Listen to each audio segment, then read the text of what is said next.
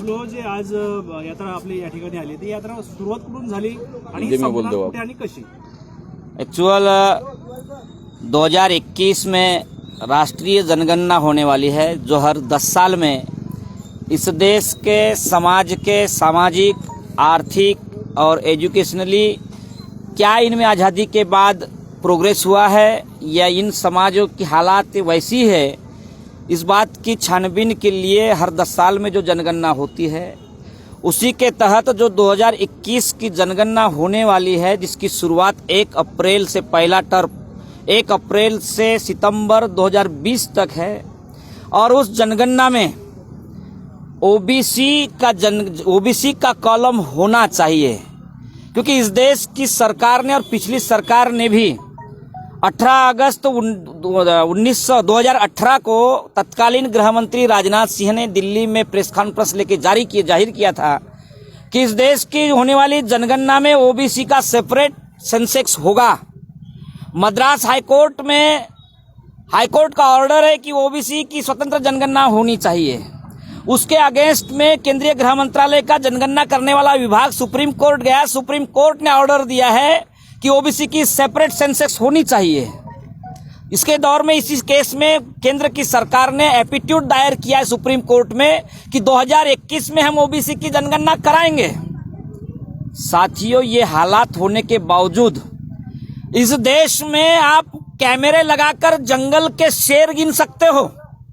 इस देश में 90% आपका खजाना भरने वाला ओबीसी का समाज, इस देश के उत्पादन में श्रम खर्च करने वाला 90% जो श्रम खर्च होता है उस ओबीसी के समाज को बाबा साहेब अम्बेडकर ने भारत के कॉन्स्टिट्यूशन में 340वें आधार पर, संख्या के आधार पर उसको नौकरी में, व्यापार में, शिक्षा में, खेती में, उद्योग में संख्या के आधार पर हिस्सा मिलना चाहिए। इस बात की तरतूद वो 340वीं कलम के आधार पर ओबीसी के लिए होने के बावजूद स्थानिक स्वराज्य संस्था में, जिला परिषद, पंचायत समिति, सोसाइटियों में ओबीसी को रिजर्व सीट महाराष्ट्र में और देश में 27% दिया है। मगर इस देश के तकदीर का फैसला करने वाला, इस देश के मूल निवासी लोगों के अधिकार की बहाली करने के लिए विधानसभा और लोकसभा में कॉन्स्टिट्यूशन के इम्प्लीमेंटेशन के लिए जो विधायक भेजे जाते, जो सांसद भेजे जाते, राजकीय आरक्षण ओबीसी को आज तक इन जगहों पर नहीं दिया गया। और इन जगहों पर मुट्ठी भर सवर्ण लोगों का कब्जा करके बैठे हुए हैं। हमारी जगह को, ओबीसी की जगह को कुछ मुट्ठी भर लोग मनुवादी व्यवस्था के तहत कब्जा करके बैठे हैं। और इसी के कारण कि ये जो कब्जा इन लोगों ने किया हुआ है, वो कब्जा अगर ओबीसी का सेंसेक्स सेपरेट अगर हो गया तो ओबीसी के संख्या के आधार पर उसको पॉलिटिकल रिजर्वेशन देना होगा।